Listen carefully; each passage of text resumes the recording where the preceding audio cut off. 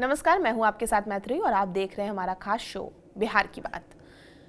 इसमें आज हम बात करेंगे बिहार की राजनीति में जिस तरह से हलचल तेज है। राज्यसभा की 5 सीटों पर चुनाव की घोषणा हो चुकी है। मतदान 16 मार्च को होगा। नामांकन 26 फरवरी से शुरू हो रहा है और सवाल सिर्फ सीटों का नहीं है, सवाल है सियासी ताकत, जातीय समीकरण और विपक्ष की आखिरी उम्मीद का। एनडीए के पास नंबर है, बीजेपी सबसे बड़ी पार्टी है, लेकिन चर्चा है 5वीं सीट पर खेल फंस सकता है और इसी खेल में एंट्री होती है एआईएमआईएम की। और अख्तरुल इमान आज विधानसभा के बाहर साफ कह रहे हैं कि हम सिर्फ दूसरों को जिताने के लिए नहीं बने।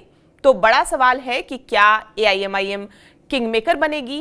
क्या तेजस्वी यादव की मुश्किल बढ़ने वाली है? क्या बीजेपी 3 उम्मीदवार उतारकर विपक्ष को साफ कर देगी?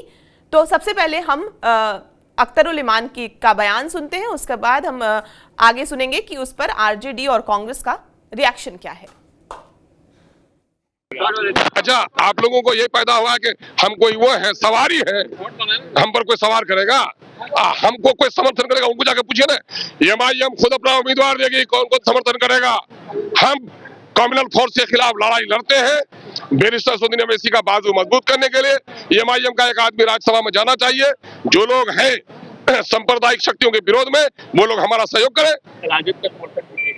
अरे भाई, राजद से पूछिए ना, हमारा समर्थन करेगा कि नहीं? अगर राजद वाकईतन फिरका परस्त ताकत उसे लड़ना चाहती है, कम्युनल फोर्स को कमजोर करना चाहती है, तो हमारे को समर्थन करे। आप समर्थन कर रहे हैं? अरे हम प्रयास खुद कर रहे हैं अपने लिए। हम कह रहे हैं कि हम प्रयास कर रहे हैं उनके लिए। हमारा समर्थन करवाइए लोगों से। आप लोगों से कहते हैं क्या हम लोग को नहीं जाना चाहिए राज्यसभा? हम लोग को नहीं जाना चाहिए? अरे कैंडिडेट देना चाह रहे तभी ना करें कि भाई आप और लोगों के पार्टी का प्रतिनिधित्व वहाँ हो ही रहा है, हमारा कोई वहाँ पर नहीं है। लोकसभा में हमारे एक नेता है बैरिस्टर असदुद्दीन ओवैसी साहब, तो पूरे देश को जगा के रखा है। हम एक लेंगे, हमारा एक सीट बनता है, हम लेंगे, एक सीट भेजेंगे हम। लेकिन एमआईएम वाले कह रहे हैं हमें समर्थन दे, हम भेजेंगे अपने को राज्यसभा। अब सवाल है कि जिसको भी भेजना पड़े, ये तो शीर्ष नेतृत्व तय करेगा कि क्या करना है, किसको भेजना है, ये तो उन पर निर्भर करता है। एमआईएम को साथ लेंगे? अरे एमआईएम को हमेशा साथ हम रखना चाहते हैं। अब देखिए, राष्ट्रीय जनता दल महागठबंधन विचारों की पार्टी है और इस पार्टी में लोकतंत्र है। इस पार्टी में पार्लियामेंट्री बोर्ड है, तमाम नेता बात करेंगे, बैठकें होगी और पार्टी जो तय करेगी निश्चित रूप से हम लोग करेंगे। देखिए, ये मेरा डिसीजन नहीं ना है, एक विधायक का डिसीजन नहीं है, कंबाइंड डिसीजन होगा, पार्टी का डिसीजन होगा, लीडरशिप का डिसीजन होगा कि कांग्रेस के विधायकों को क्या करना है। तो इस पे मेरी प्रतिक्रिया का कोई औचित्य नहीं जरूरत पड़ेगा तो एआईएमआईएम को समर्थन। देखिए, लीडरशिप के अधीन हम लोग आते हैं, लीडरशिप जो डिसीजन लेगी उसके साथ हम लोग खड़े रहेंगे।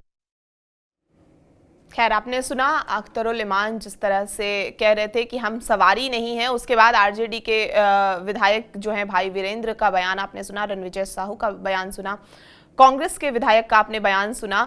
सबने कहा कि शीर्ष नेतृत्व तय करेगी, लेकिन जिस तरह से एआईएमआईएम दावा कर रही है कि इकलौते जो हैं एआईएमआईएम के कोई वहाँ पे राज्यसभा में कोई मेंबर नहीं है, तो उसका भी वो भी हकदार है। तो सबसे पहले हम लोग नंबर गेम समझ लेते हैं, क्योंकि 243 सदस्यीय विधानसभा में राज्यसभा जिताने के लिए चाहिए लगभग 41 वोट। एनडीए के पास है, बीजेपी के पास, जो हम एक एक करके बताते हैं, बीजेपी के पास 89, जेडीयू के पास 85, एलजेपीआर 19, हम के पास 5 और आरएलएम के पास 4 विधायक है। यानी एनडीए आराम से 4 सीट जो है वो निकाल सकती है। और विपक्ष की अगर हम बात करें तो आरजेडी के पास 25, कांग्रेस के पास 6, लेफ्ट के पास 3, एआईएमआईएम 5, बीएसपी के पास 1 और पान पार्टी के पास 1। तो कुल मिलाकर ये जो समीकरण है उसमें 41 होता है। तो ये साफ है कि एआईएमआईएम बिना शर्त समर्थन नहीं दे रही है, जिस तरह से अख्तरुल इमान का हमने बयान सुना। हमारे साथ गेस्ट हैं, राजनीतिक विश्लेषक हैं रामबंधु वत्स जी। सर, बहुत बहुत स्वागत है आपका। हमारे साथ पंकज भारतीय जी हैं, बहुत स्वागत है आपका। विनय सर, बहुत स्वागत है। और एआईएमआईएम के हमारे साथ राष्ट्रीय प्रवक्ता हैं आदिल हसन जी। तो आदिल जी, सबसे पहले तो हम आप ही से जान लेना चाहेंगे, क्योंकि आपके नेता अख्तरुल इमान जी कह रहे हैं कि हम सिर्फ सपोर्ट देने के लिए नहीं बने हैं। तो साफ बताइए कि एआईएमआईएम किस कीमत पर समर्थन देगी? मैम, आपने देखा ना कि इन लोग हम चौखट से कैसे हम लोग को बेइज्जत किया था। आपने बिहार की जनता ने देखा, हम लोग को 0 सीट दे रहा था। खुद आईपी गुप्ता साहब ने स्टेज से बोला कि लोग को लग रहा था महागठबंधन को कि एक भी सीट नहीं आएगी। इन्होंने पूरी ताकत एमआईएम को हराने के लिए लगा दी, बीजेपी को हराने के लिए नहीं लगाई तेजस्वी यादव ने। इंदिरा गांधी जी भी दारुस्सलाम आई थी, अब तो तेजस्वी जी को भी आना पड़ेगा मैडम। इतना आसानी से तो समर्थन देंगे नहीं, हम लोग तो इनका सेकुलरिज्म का कूली हम लोग तो है नहीं। और तेजस्वी जी जो हरियाणा के मुंशी मैनेजर को राज्यसभा भेज रहे थे, प्रेम गुप्ता जी को राज्यसभा भेज रहे थे, तो बिहार का बेटा जाएगा ना राज्यसभा।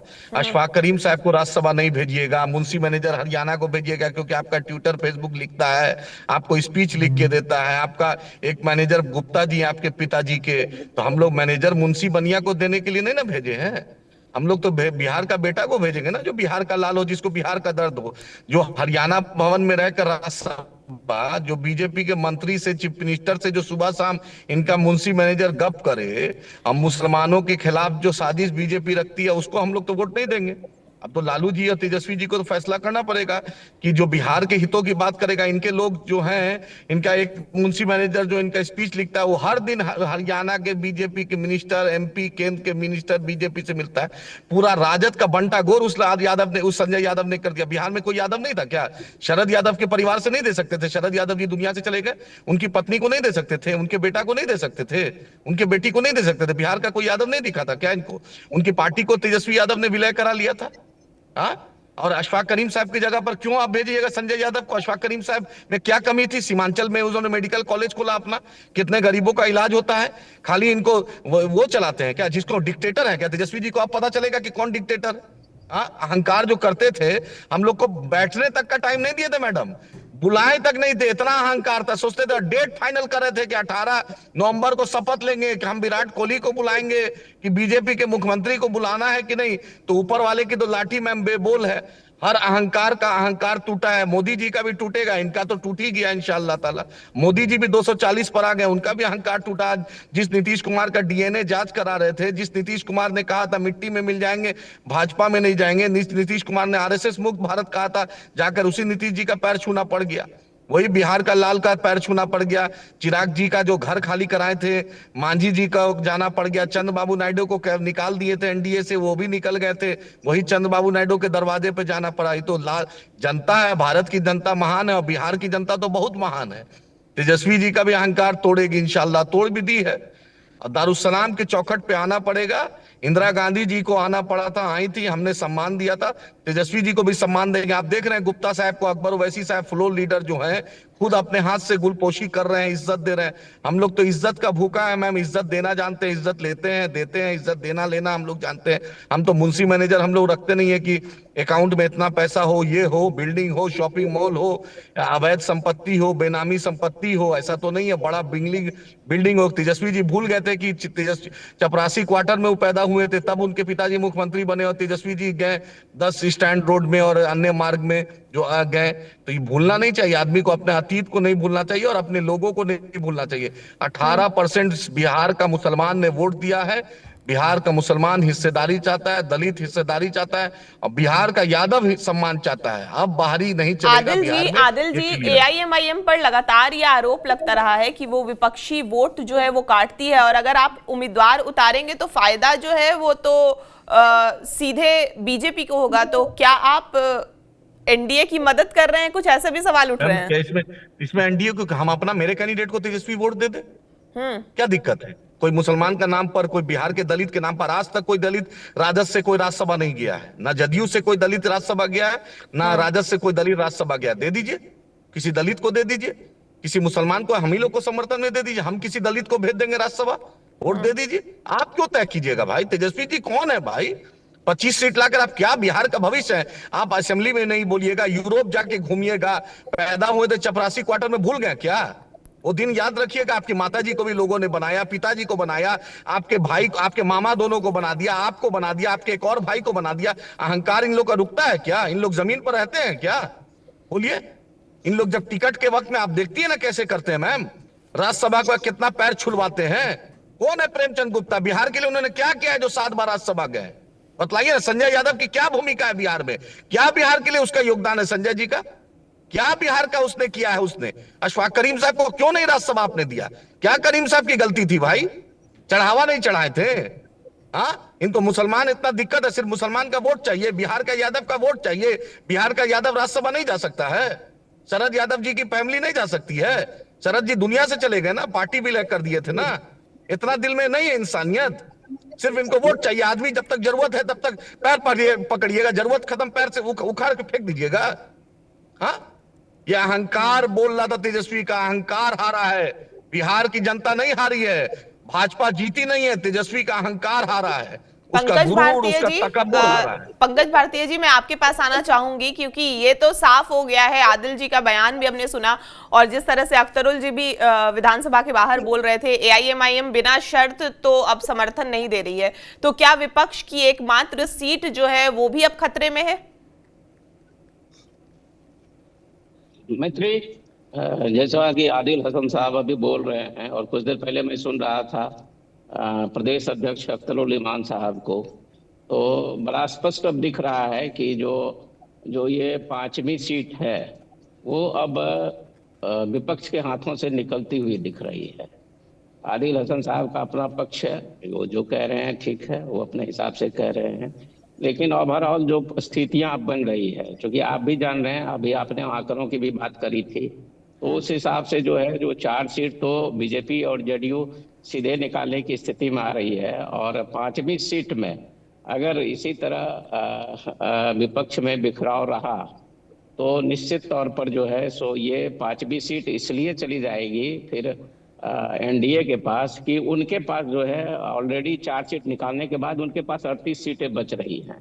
तो जो 38 सीटें बच रही है तो उसके बाद तो फिर 3 सीट की जरूरत पड़ेगी, तो वो 3 सीट जो है अब वो जहां से मैनेज करें, तो उस स्थिति में अब है क्या कि, और अगर ये विपक्ष के साथ अगर असदुद्दीन ओवैसी साहब की पार्टी और बसपा अगर नहीं जाती है तो जाहिर सी बात है कि उनके पास 6 सीट की कमी होगी। तो 6 सीट की भरपाई कर पाना तो मुश्किल ही प्रतीत हो रहा है। अगर मान लिया आदिल हसन साहब की जो बात अभी है, अगर यही उस दिन तक रह जाए, जो अंतिम समय तक यही अगर इनका स्टैंड रह जाए, पता नहीं आगे क्या होगा, लेकिन अगर यही स्टैंड रहा तो निश्चित तौर पर इनके हाथों से ये सीट भी निकल जाएगी और उस स्थिति में 5वां सीट लेकर के जो है सो वो एनडीए जो है लीड लेने में कामयाब होगा, और निश्चित तौर पर इसका एक बिहार की राजनीति क्या देश की राजनीति में भी एक बड़ा मैसेज जाएगा। मैत्री जी, रामबंधु सर, जिस तरह से तेजस्वी यादव मैत्री जी, मैं जाना है मुझे, 10 सेकंड मैं लूंगा, 10 सेकंड लूंगा। मैम, बीजेपी को हम भी हराना चाहते हैं, एनडीए को हम भी हराना चाहते हैं, हम क्लियर कर रहे हैं, लेकिन हम तेजस्वी यादव का बंधुआ गुलाम नहीं है।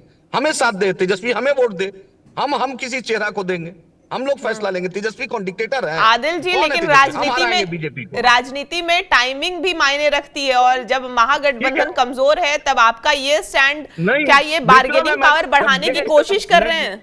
नहीं मैम, बार्गेनिंग नहीं है, ये सच्चाई है। उन्होंने जो जलील किया, मेरे 4 एमएलए को तोड़ा मैम, खंजर गोपा है, अनकंडीशनल साथ दिया था सीमांचल के मुद्दे पे तेजस्वी यादव को। अपने एमएलए से ये आदमी नहीं मिलता था, जब मंत्री बन गया था तो नीतीश जी का इस आदमी ने सम्मान नहीं किया। नीतीश जी कभी बीजेपी में नहीं जाते, इस आदमी ने धक्का देकर नीतीश जी को बीजेपी में भेजा है। इसका गुरूर और तकब्बुर बिहार की जनता ने तोड़ा है, इसको अभी सबक सीखने दीजिए इस आदमी को। और हम बीजेपी को हराएंगे, हम एनडीए के साथ कभी नहीं जाएंगे। अल्लाह एलानिया आपके सामने बोल रहे हैं, हम कैंडिडेट देंगे। तेजस्वी जी को बोलिए कि हमारे कैंडिडेट को साथ दे, चाहे भूमियार हो, चाहे राजपूत हो, चाहे दलित हो, चाहे यादव हो, चाहे कुर्मी हो, चाहे मुसलमान हो, हम लोग बैठ के फैसला करेंगे।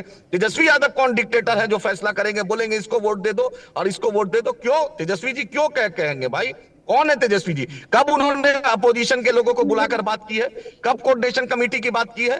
पहले भी गोपालगंज में से बोला था बात कर लीजिए, नहीं किया। हम लोग से पहले भी हम लोग इनको बोलते थे, हमने पिछले बार भी राज्यसभा इनको छोड़ दिया था। कभी ये आदमी बात करना नहीं चाहता, अभी जब जरूरत पड़ता है तो पैर पकड़ना इन लोग जानता है।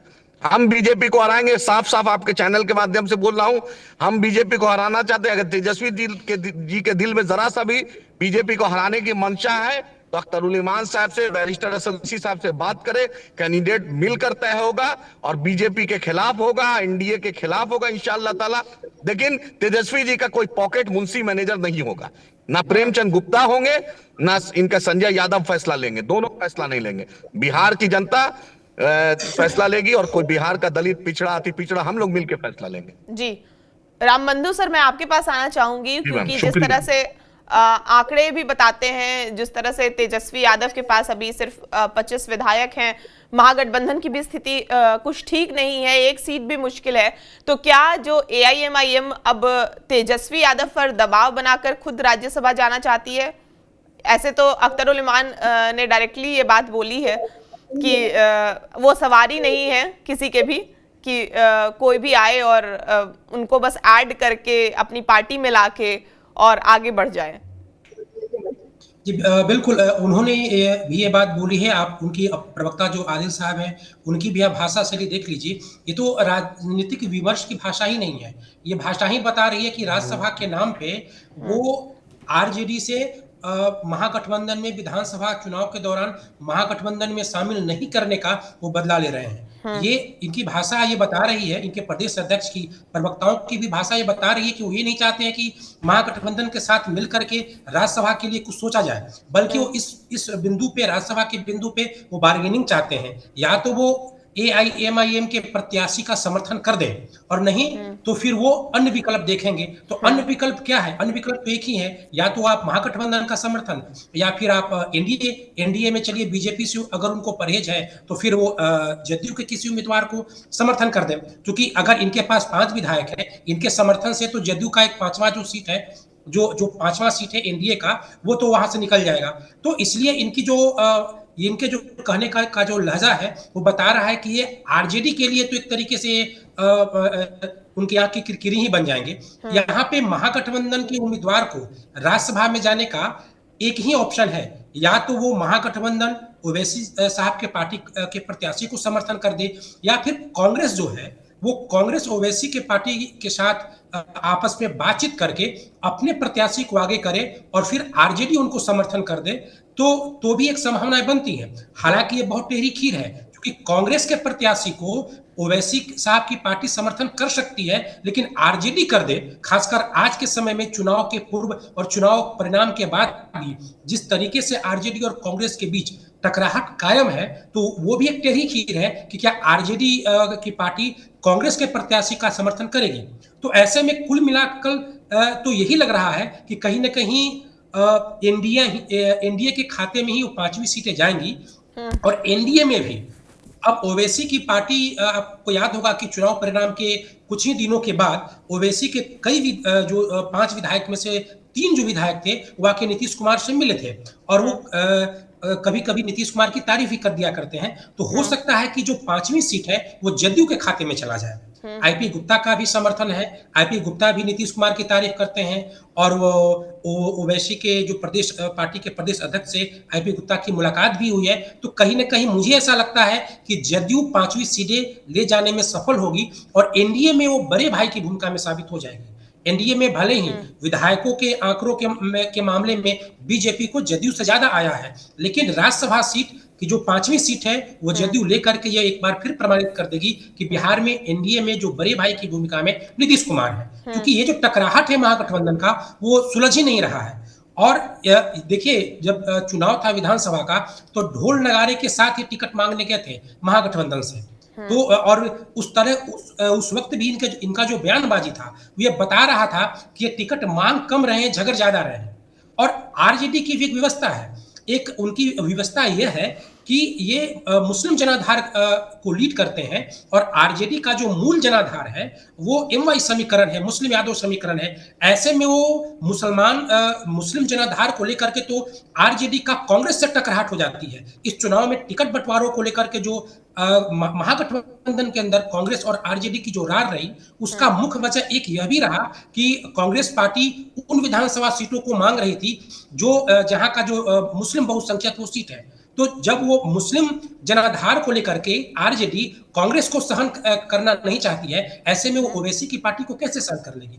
और आप सोचिए कि अगर ओवैसी की पार्टी को आरजेडी समर्थन दे दे, तब तो फिर यही मसला चला जाएगा कि अब आरजेडी भी ये मानती है कि मुसलमान के जनाधार को महागठबंधन में लाने के लिए ओवैसी जरूरी है। तो ये जो नैरेटिव फैलेगा वो आरजेडी के आने वाले राजनीति के लिए एक चुनौती पैदा करेगी। भले ही इस चुनाव में मुसलमान वोटों में बिखरा हुआ है, लेकिन फिर भी आरजेडी को ये प्रयास करना चाहिए कि जो बिखरा हुआ वोट है वो अपने पक्ष में करे, न कि किसी के लीडरशिप को उभारने में और मदद करे। अगर आप आरजेडी के नजरिए से देखेंगे तो ये सवाल पैदा ही नहीं होता है कि ओवैसी का कोई प्रत्याशी हो उसको आरजेडी समर्थन दे दे। तो कहीं ना कहीं मुझे लगता है कि जो 5वीं सीट है वो जदयू के खाते में ही जाएगी। हाँ, विनय सर, आपके पास मैं आना चाहूंगी क्योंकि जेडीयू के 2 वरिष्ठ नेता हैं, हरिवंश नारायण सिंह और रामनाथ ठाकुर, उनका कार्यकाल जो है वो पूरा हो रहा है और ऐसा हमने देखा है कई बार। नीतीश कुमार आमतौर पर किसी नेता को 2 बार से ज्यादा राज्यसभा नहीं भेजते, लेकिन दोनों बड़े पदों पर हैं, इसलिए रिपीट होने की संभावना की भी चर्चा हो रही है। तो नीतीश कुमार क्या अपने दोनों सांसदों को इस बार रिपीट करने जा रहे हैं या कोई और प्लान है नीतीश कुमार का? क्योंकि आरसीपी सिंह के भी केस में हमने देखा था कि 2 बार से ज्यादा राज्यसभा की चर्चा तो हो रही थी लेकिन भेजा नहीं गया उन्हें, जिसके बाद वो खासा नाराज भी नजर आए। नहीं, देखिए, आरसीपी सिंह का जहां तक मामला है वो कई कारणों से उनको नहीं भेजा गया, क्योंकि वो पहले अपनी गलती उन्होंने कर ली थी, इसलिए उनको नहीं भेजा गया। दूसरी बात है कि एक नीतीश कुमार रखते हैं कि सबको मौका मिलना चाहिए, 2-2 बार मौका मिलना चाहिए। लेकिन राजनीति में कभी कभी क्या देखा जाता है कि भाई जो कॉम्बिनेशन में आपको जीत मिला और जितनी प्रचंड बहुमत आपको मिला तो उसमें यथास्थिति को भी बरकरार रखा जाता है। कई अवसरों पर हम लोग देखे, जैसे आप देखिए भारतीय जनता पार्टी ने अपने दोनों मुख्यमंत्री को बरकरार रखा। बिहार में चर्चा ये थी कि एक मुख्यमंत्री बदले जाएंगे, लेकिन अंतिम समय में नरेंद्र मोदी ने दोनों उप मुख्यमंत्री को रहने दिया। तो इसी तरह से राज्यसभा में भी जो जदयू का ये रहा इस बार, तो जदयू ने बेहतर परफॉर्मेंस किया और पिछली बार से लगभग दुगना सीट जीतने में कामयाब रहा जदयू। तो ऐसे में जहां तक दोनों नेताओं का क्रेडेंशियल का सवाल है, दोनों नेता ईमानदार हैं, दोनों बहुत ही लोकप्रिय इस मामले में कि दोनों बहुत योग्य हैं।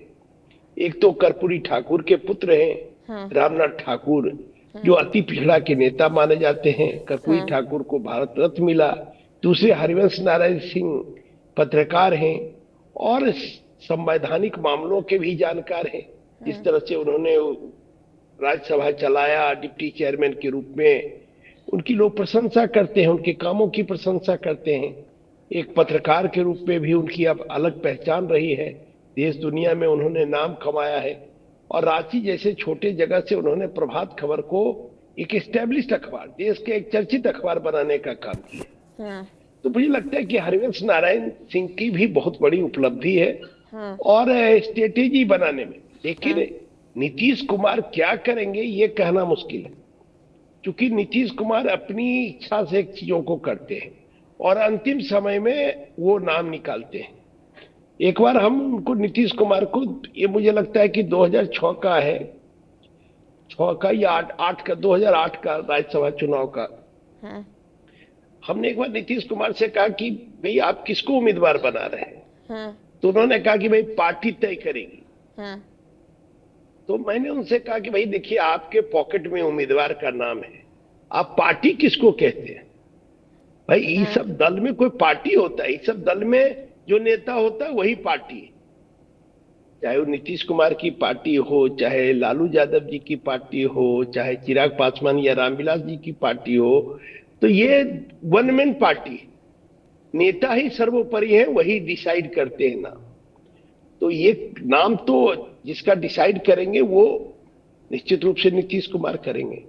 लेकिन जो हम लोग चर्चा कर रहे थे 5वीं सीट का, तो वो 5वीं सीट विपक्ष को जीतने के लिए एड़ी चोटी लगाना पड़ेगा, क्योंकि 38 वोट सरप्लस वोट है, 38 वोट है एनडीए के पास और उसको चुनाव जीतने के लिए केवल 5वां सीट पर 2 वोट की आवश्यकता है। ऐसे में अगर विपक्ष के पास कुल 41 वोट है, सारा विपक्ष अगर आप यूनाइट रहेगा तब 41 वोट, तो 2 वोट भी अगर इधर उधर हुआ तो एनडीए के उम्मीदवार 5वीं सीट निकालने में कामयाब हो जाएंगे। तो मुझे लगता है कि आरजेडी अब विपक्ष के लिए एक बड़ी चुनौती है। अब 5वीं सीट पर विपक्ष तभी जा पाएगा जब नीतीश कुमार की इच्छा हो या नीतीश कुमार के मनोनुकूल कोई व्यक्ति विपक्ष के उम्मीदवार बनेंगे। पंकज भारतीय सर, मैं आपके पास आना चाहूंगी क्योंकि जिस तरह से उपेंद्र कुशवाहा का भी नाम आ रहा है कि बीजेपी उपचुनाव में राज्यसभा उनको भेजी थी और उनके बेटे को अब मंत्री बना के संतुलन एक तरह से साधा है और चर्चा है कि बीजेपी कुशवाहा को फिर से राज्यसभा नहीं भेजेगी। ऐसे में एनडीए में उनकी जो भूमिका है उस पर सवाल उठ रहे हैं। क्या उपेंद्र कुशवाहा का जो भविष्य है वो एनडीए में कितना सुरक्षित नजर आ रहा है और उपेंद्र कुशवाहा की सीट पर आगे क्या चर्चा है? देखिए मित्रई, बड़ा सीधा सा है कि निश्चित रूप से राज्यसभा के सदस्य के तौर पर कम मौका मिला है उपेंद्र कुशवाहा जी को, लेकिन जो अभी जो सिनेरियो दिख रहा है या जो फिर राजनीतिक गलियारे में चर्चा है उससे तो यही लग रहा है कि उनका राज्यसभा जाने में जो है सो ग्रहण अभी फिलहाल लगा हुआ दिख रहा है। ग्रहण की एक बड़ी वजह चिराग पासवान भी हैं। आप जानते ही होंगे कि जो चिराग पासवान जो है अपनी माताजी रीना पासवान जी को राज्यसभा भेजने की जुगत में लगे हुए हैं और आज की तारीख में निश्चित तौर पर राम के भक्त हनुमान के रूप में आज जो है सो चिराग पासवान काफी चर्चित हैं और आज कह सकते हैं कि आज उनका जो है राजनीतिक सितारा अभी बुलंदी पर भी है। परिस्थितियां उनके अनुकूल रह रही है, तो इस स्थिति में अगर वो दावेदारी पर अड़े रहे तो निश्चित तौर पर जो है सो उपेंद्र कुशवाहा के सीट पर खतरा पैदा हो सकता है। और इस लिहाज से भी कि अगर आप देखें संख्या के हिसाब से भी तो 19 सीटें चिराग पासवान के पास है तो 4 जो है उपेंद्र कुशवाहा जी के पास है। तो मेरा ये मानना है कि बड़े सुलझे हुए नेता हैं उपेंद्र कुशवाहा जी, और तो अगर उन्हें राज्यसभा जाने का मौका नहीं भी मिलता है तो मेरा ये मानना है कि उपेंद्र कुशवाहा जी एनडीए को छोड़ करके कहीं जाने की स्थिति में नहीं होंगे। वो इसलिए भी नहीं होंगे कि अब उनका बेटा बिहार सरकार में बिना कोई चुनाव लड़े, बिना किसी सदन का सदस्य हुए वो मंत्री पद को सुशोभित कर रहे हैं। पत्नी उनकी जो है सो विधायक है। तो और एक बात और कि जिस समय में उन्होंने अपने बेटे को बनाया था तो काफी हंगामा हुआ था, सार्वजनिक रूप से भी उनकी आलोचना हो रही थी। तो उन्होंने बड़ा साफगोई के साथ उन्होंने बड़ी साफगोई के साथ कहा था कि जो उन्होंने कई लोगों पर विश्वास किया लेकिन उनको छल के सिवा कुछ नहीं मिला। तो इस स्थिति में उनको उनका जो विजन बड़ा साफ है। जिस तरह की बिहार में राजनीति चल रही है या चलती रही है, बिहार क्या पूरे देश में इस तरह की जो है विरासत सौंपने की जो राजनीति चल रही है, परिवारवाद की पूरे देश में जो राजनीति चल रही है, उससे उपेंद्र कुशवाहा जी भला अलग क्यों हो। तो उन्होंने स्वीकार किया था कि उन्होंने बहुत सोच समझ करके ये फैसला किया है और वो अब चाहेंगे मेरे ख्याल से कि किसी भी तरह की दांव पेच में फंसे बिना वो जो चाहेंगे कि अपने बेटे को आगे बढ़ाएं, अपनी पत्नी को आगे बढ़ाएं और वो थोड़ा सा इंतजार करें और अपनी ईमानदारी के साथ एनडीए के साथ जुड़े रहें। तो आज न कल हो सकता है कि जो या तो बीजेपी या फिर एनडीए की तरफ से उनको जो है राज्यसभा जाने का मौका मिल जाए या फिर दूसरा किसी भी तरह का मौका मिल जाए। तो जाहिर सी बात है कि मुझे नहीं लग रहा है कि उपेंद्र कुशवाहा जी एनडीए से बाहर कहीं जाएंगे, कोई अपना भविष्य तलाशेंगे। बहरहाल उपेंद्र कुशवाहा जी का जो भविष्य है वो एनडीए के साथ ही रहे, भले ही उनको राज्यसभा भेजा या जाए या नहीं भेजा जाए, इससे बहुत कोई फर्क नहीं पड़ने वाला है। मैत्रेयी रामबंधु सर, जिस तरह से चिराग पासवान की पार्टी के पास अभी बिहार विधानसभा में 19 विधायक हैं, एनडीए के भीतर ये संख्या वैसे बेहद कम है, लेकिन राज्यसभा चुनाव में हर वोट जो है वो कीमती होता है। जिस तरह से अभी पंकज सर भी ये बात बोल रहे थे कि 19 विधायक जो हैं उनके वो अपनी मां को भी चाहते हैं कि राज्यसभा भेजें, तो चिराग का समर्थन जो है वो एनडीए को मजबूत तो जरूर बनाता है, उन्हें सीट या राजनीतिक हिस्सेदारी की मांग का भी अवसर देता है। तो क्या चिराग पासवान राज्यसभा चुनाव में अपनी राजनीतिक कीमत बढ़ाने की कोशिश करेंगे? निश्चित तौर पे चिराग पासवान ये चाहेंगे, उनकी ये मंशा होगी कि उनकी मां को राज्यसभा भेजा जाए। और चिराग पासवान के साथ जुड़ा एक और पहलू है 19 विधायकों के साथ साथ, वो यह है कि एनडीए के भीतर नीतीश कुमार के प्रभाव को कम करने के लिए या मैनेज करने के लिए बीजेपी उनका उपयोग करती है। यानी कि अगर 5वीं सीट को लेकर के अगर जदयू अपनी दावेदारी गठबंधन के अंदर करती है तो उसके एवज में बीजेपी अपने उम्मीदवार को नहीं रखेगी, बल्कि वो चिराग पासवान के उम्मीदवारी को, उनके दावेदारी को ही आगे बढ़ाएगी। तो चिराग पासवान को बीजेपी का जो समर्थन मिल जाता है नीतीश कुमार के महत्व को सीमित करने के लिए या उनकी रफ्तार को रोकने के लिए, ये भी चिराग पासवान की एक ताकत ही है। तो ऐसे में और एनडीए में बीजेपी और जदयू के बाद जितने भी घटक दल हैं, चाहे वो मांझी जी हैं, उपेंद्र कुशवाहा हो, उनमें सबसे अधिक सीटें तो उनके ही पास है। तो ऐसे में उनकी दावेदारी हो सकती है, उनकी महत्वाकांक्षा भी है, वो बेहद महत्वाकांक्षी नेता भी हैं और 19 सीटें भी हैं, तो उनकी दावेदारी हो सकती है। लेकिन देखना यह है कि अब इस चीज को नीतीश कुमार कैसे मैनेज करते हैं, क्योंकि अगर लोजपा आर के कोई उम्मीदवार अगर राज्यसभा का प्रत्याशी बनता है तो वो महागठबंधन से या एनडीए से बाहर जाकर के क्या वो 3 विधायक जो 41 पुरने का जो आंकड़ा है वो समर्थन ला पाएगा, यानी बिना नीतीश कुमार की सहमति से, या और खुल के कहें कि अगर नीतीश कुमार असहमत रहे तो क्या ओवैसी की पार्टी चिराग पासवान की मां या उनके जो भी प्रत्याशी हों उनको समर्थन देगी? क्या आईपी गुप्ता की पार्टी दे देगी? क्या कांग्रेस दे देगी? तो ये एक बड़ी बात है कि अगर नीतीश कुमार असहमत हुए तो बाहर से क्या 3 विधायक आ पाएंगे? क्या बीजेपी ले पाएगी, अपने बलबूते ले पाएगी? क्योंकि बीजेपी का भी एक स्पेस सीमित है, वो ओवैसी की पार्टी से तो बात कर नहीं सकती है, हाँ कांग्रेस की पार्टी से बात कर सकती है। क्योंकि देखिए ये जो राज्यसभा की जो वोटिंग होगी इसमें व्हिप जारी नहीं होता है, तो क्रॉस वोटिंग का स्पेस होता है, क्रॉस वोटिंग का स्पेस खुल्लम खुला होता है। और ऐसे भी एनडीए के अंदर बहुत खटपट है। अगर मान लेते हैं कि कोई आरजेडी अपना उम्मीदवार उतारती है तो उससे कांग्रेस वोट दे दे, मुझे ऐसा नहीं लगता कि कांग्रेस वोट दे देगी, तो क्रॉस वोटिंग होगी। लेकिन वो क्रॉस वोटिंग ले पाने में चिराग पासवान या बीजेपी कितना सफल होंगे और नीतीश कुमार कितना सफल होंगे, तो इस तरह के कई समीकरण, कई पेच अभी भी है। लेकिन ये तो तय है कि चिराग पासवान की महत्वाकांक्षा होगी और इस तरह का अब जब नोटिफिकेशन आने वाला है तो इस तरह का विमर्श हो भी रहा होगा अंदर खाने में, एनडीए के अंदर खाने में 5वीं सीट को लेकर के मंथन हो रहा होगा कि इसको किस पार्टी में दे दिया जाए। लेकिन मुझे लगता है कि अंत आते आते ये नीतीश कुमार इस समीकरण को वो अपने, उनका जो काम करने का तरीका है खामोशी से, शांत तरीके से, कई नेताओं के घर जा करके वो सभी वो अपनी रफ्तार से, अपनी शैली में इसको मैनेज कर लेंगे और महागठबंधन से भी या एनडीए के बाहर से भी वो अपने उम्मीदवार के लिए समर्थन लेने में सफल हो जाएंगे। विनय सर, सेम सवाल मैं आपसे करना चाहूंगी, क्योंकि चिराग पासवान क्या खुद को नंबर 3 पावर सेंटर एनडीए में स्थापित करना चाहते हैं? जिस तरह से लगातार ये कहा जा रहा है कि चिराग पासवान राज्यसभा अपने एक उम्मीदवार को भेजना चाहते हैं। देखिए, पहले भी लोक जनशक्ति पार्टी के व्यक्ति राज्यसभा में गए चुनकर, साबिर अली था, आपको याद होगा, वो राज्यसभा में गए थे। तो निश्चित रूप से चाहेंगे चिराग पासवान की राज्यसभा में जाए, लेकिन मुझे लगता है कहीं 5वीं सीट उपेंद्र कुशवाहा को न मिल जाए, क्योंकि उपेंद्र कुशवाहा का एआईएमआईएम के नेता से बहुत अच्छा संबंध है, खूबे। तो हो सकता है कि कहीं अगर ये बात बने तो उपेंद्र कुशवाहा भी इस रेस में रहेंगे।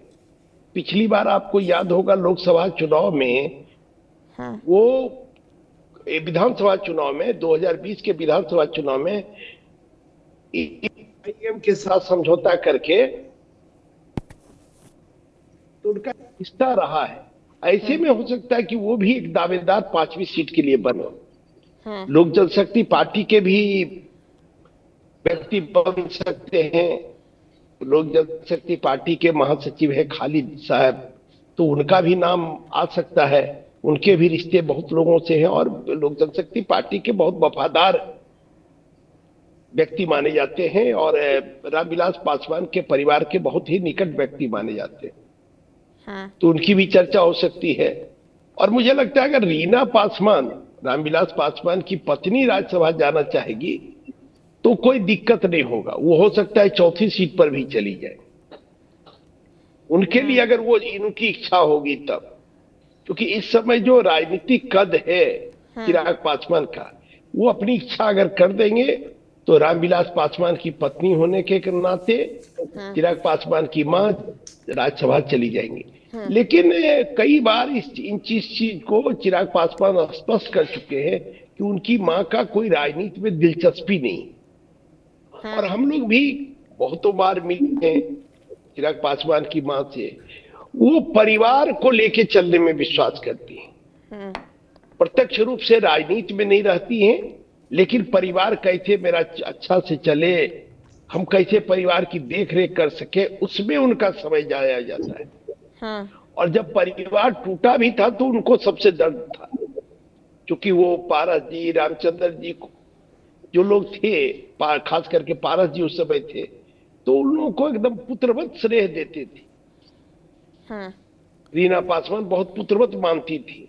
तो मुझे लगता है कि जहां तक रीना पासवान जी का सवाल है तो वो नहीं जाएंगी, क्योंकि उनकी बहुत इच्छा नहीं। हाँ, वो इच्छा व्यक्त कर देंगी और चिराग पासवान चाहेंगे तो उनको जाने से भी कोई रोक नहीं पाएगा।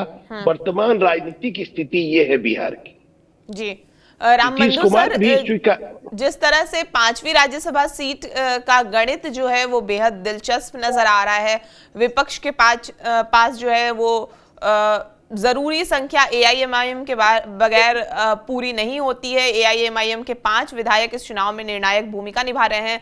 उसके अलावा जैसे हम देखें कि IP गुप्ता की पार्टी है या फिर BSP है, उनका समर्थन तो जरूर चाहिए किसी भी पार्टी को, 202 वालों को या 38 वालों को या जो भी उनका 35 वालों को।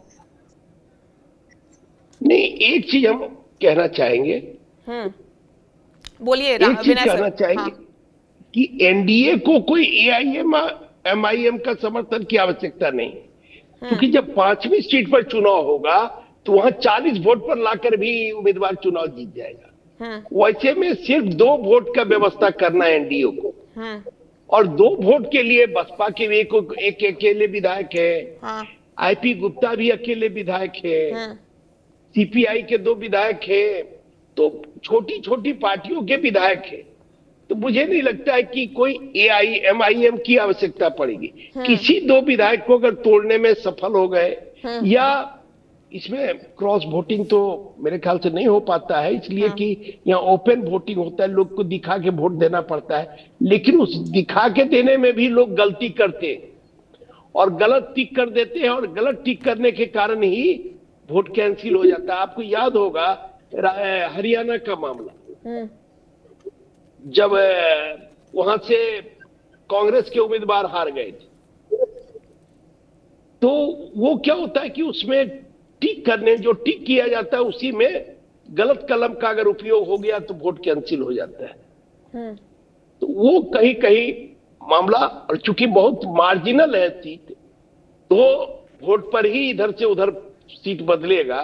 तो मुझे लगता है कि जो सत्तारूढ़ दल है वो 2 वोट अगर चाहेगा तो उसको, या नीतीश कुमार चाहेंगे तो आसानी से वो मैनेज कर लेंगे। जी राम बंधु सर, मैं आपके पास आना चाहूंगी, क्योंकि जिस तरह से विनय सर ने भी कहा, ये बात सही है कि 202 वाले ही हमेशा पार में रहेंगे, क्योंकि 2 सीट की ही जरूरत है। 40.5 एक विधायक पे पड़ता है, तो उनके पास 202 है, 204 में भी हो सकता है।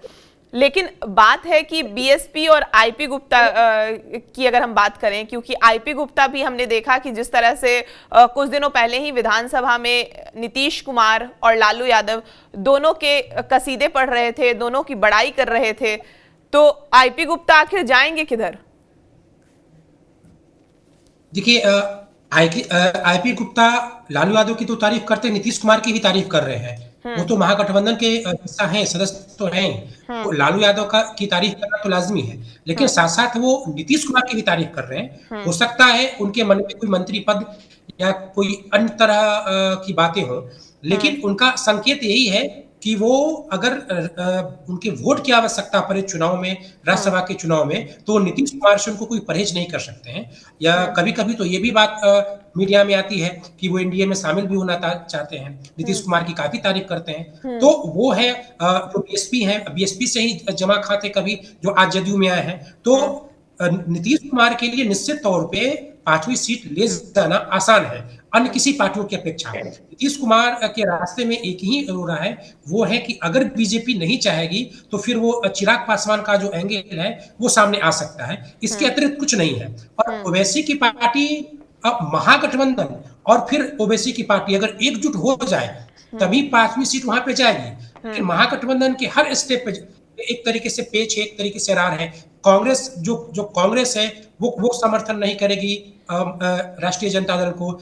जो पान पार्टी आईपी गुप्ता है वो भी नीतीश कुमार की तारीफ कर रहे हैं, तो वहां पे काफी पेच है। तो अब मुझे ऐसा लगता है कि मसला कहीं ना कहीं आएगा एनडीए के पास में ही, और एनडीए में ये देखना होगा कि क्या बीजेपी, क्योंकि अगर आप सोचिए कि 5वीं सीट नीतीश कुमार ले गए तो कहीं ना कहीं एक मैसेज तो जाएगा कि आज भी जो जदयू है या नीतीश कुमार है वही भारी पड़ रहे हैं। क्योंकि इस गठबंधन में, इस नई सरकार में आप देखिए कि जो स्पीकर का जो पद है या जो गृह मंत्री का जो पहली बार जो पद है वो बीजेपी के पास गया, तो एक नैरेटिव गया है कि इस गठबंधन में बीजेपी सशक्त हुई है पूरा पिछली बार की सरकार की तरह। 2005 से लेके अब तक में पहली बार बीजेपी को गृह मंत्रालय मिला है। तो इस तरह का जो नैरेटिव है इसका भी काउंटर आरजेडी जदयू के द्वारा हो जाएगा जब 5वीं सीटों लेके चली जाएगी। तो ओवैसी फैक्टर तभी तक है, देखिए जिस तरीके से उनकी शब्दावली है, ओवैसी के जो अभी प्रवक्ता भी जो बोल रहे थे, वो तभी तक हो पाएगी जब आरजेडी खुद अपना प्रत्याशी मैदान में उतारने की कोशिश करेगी।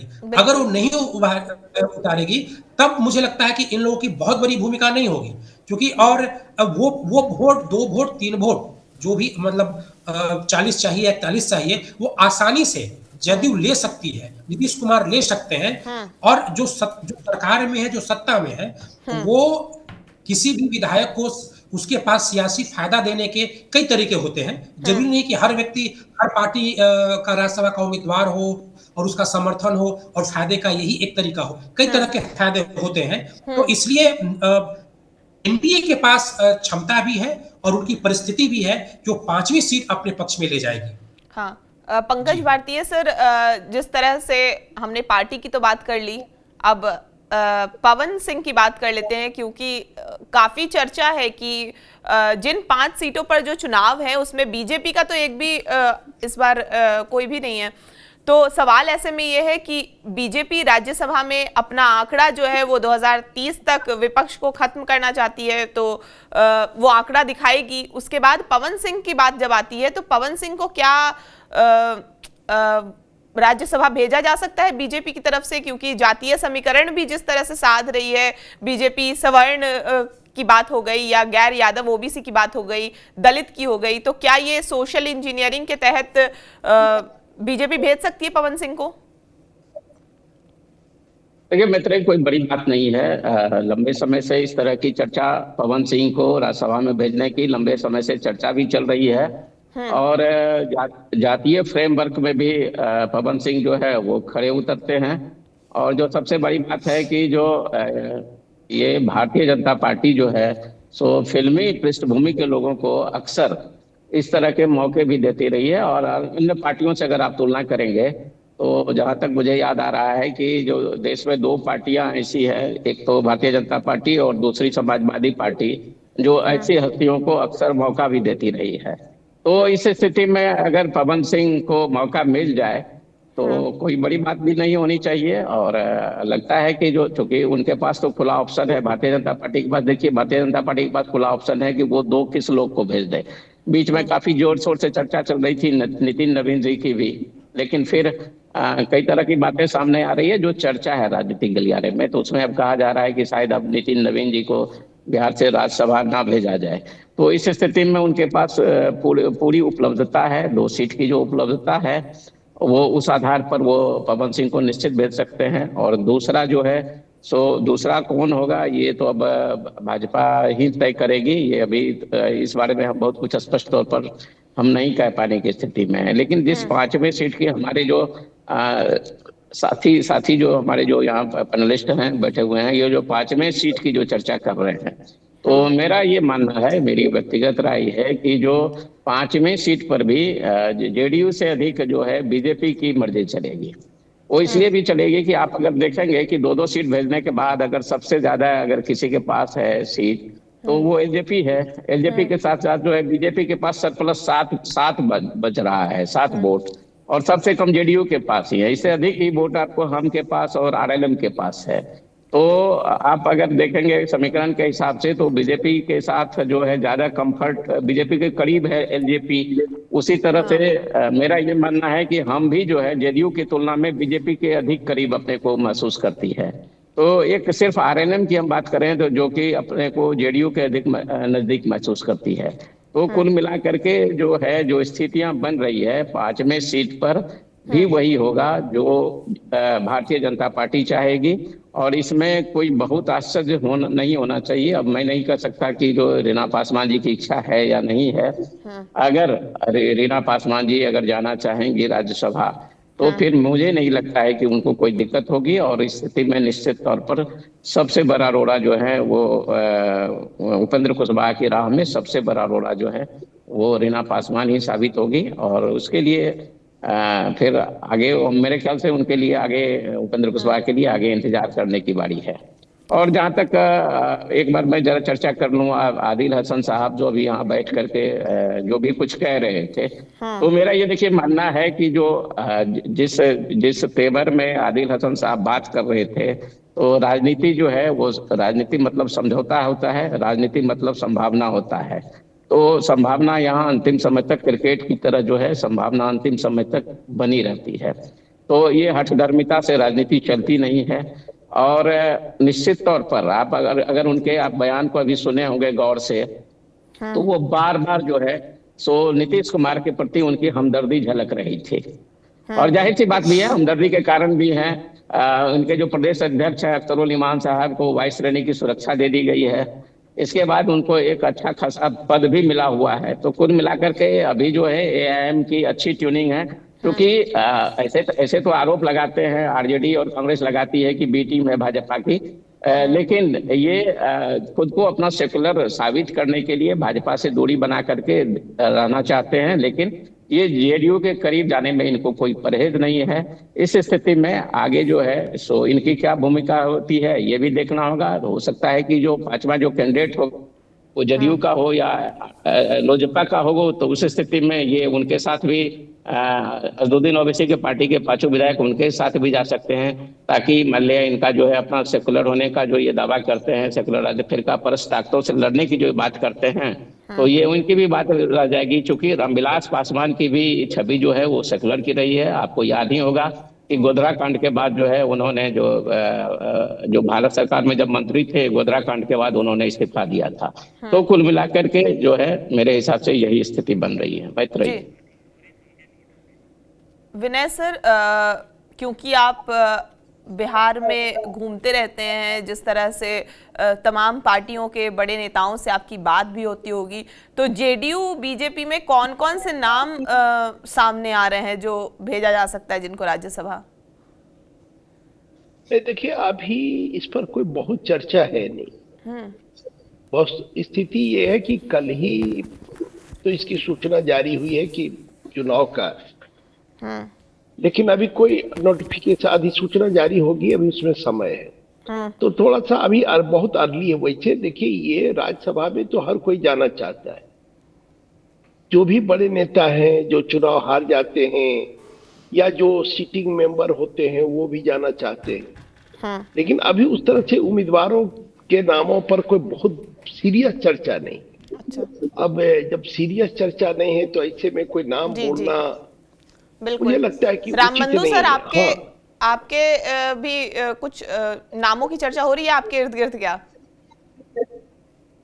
देखिए बीजेपी की जहां तक बात है तो बीजेपी के बारे में तो नाम का जो अटकलबाजी है वो तो लगाया नहीं जा सकता, क्योंकि कई दफा उसके नाम चौंकाने वाले हैं। खासकर तब जब नितिन नवीन जब राष्ट्रीय अध्यक्ष बन गए तब से तो खैर नाम को लेकर के कोई अटकलबाजी लगानी ही नहीं चाहिए। लेकिन मुझे ऐसा लगता है कि बीजेपी जातिगत समीकरण को ध्यान में रखेगी और उसके अनुसार ही निर्णय लेगी।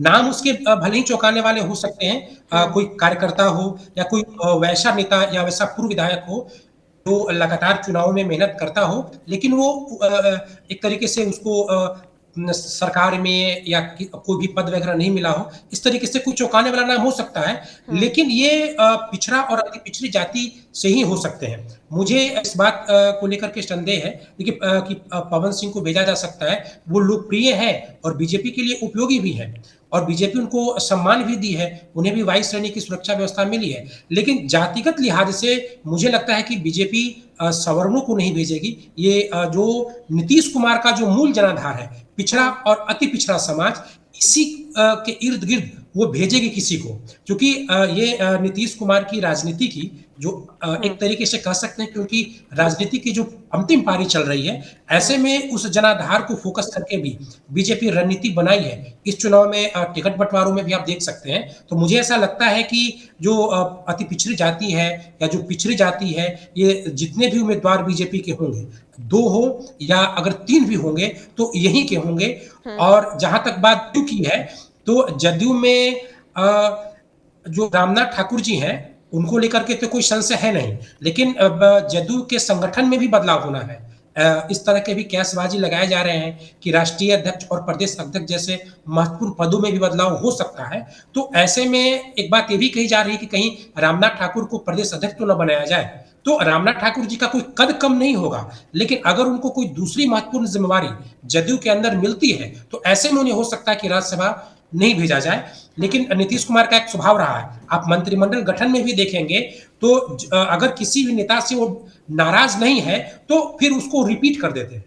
तो ऐसे में अगर पार्टी के संगठन में रामनाथ ठाकुर जी को कोई महत्वपूर्ण पद नहीं मिला तो वो उनको राज्यसभा भेजा जा सकता है। लेकिन जो हरिवंश नारायण सिंह की बात है, उनको लेकर के संदेह है। वो बड़े ही सीनियर नेता है, लेकिन कुछ महीनों से या कुछ सालों से ऐसा लगता है जदयू के अंदर एक जो तबका है वो मानता है कि वो बीजेपी के प्रभाव में भी है।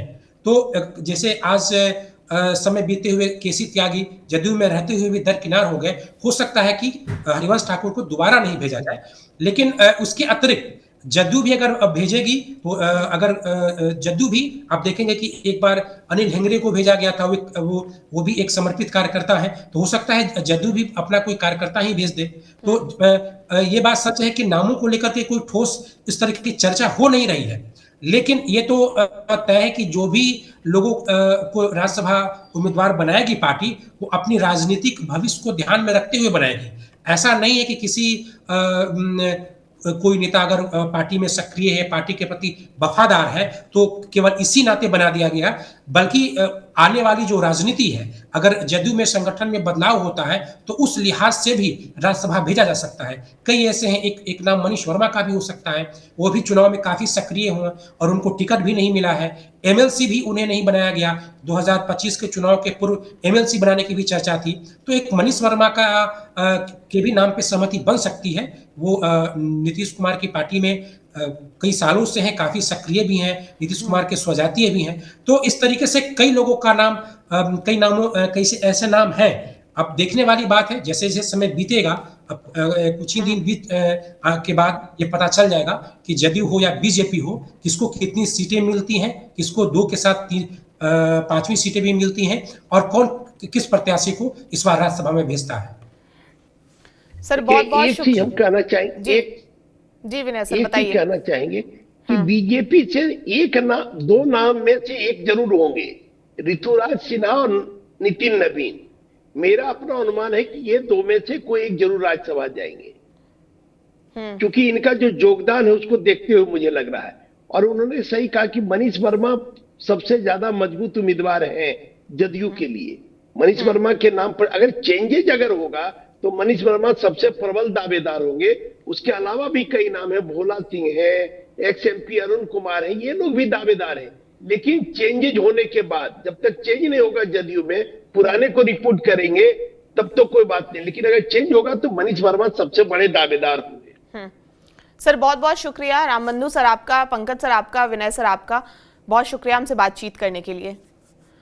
इस विषय पर आपकी जो भी राय है हमें कमेंट करके जरूर बताएं, और बिहार की तमाम खबरों के लिए आप हमारे साथ बने रहें और देखते रहें TV9 बिहार झारखंड।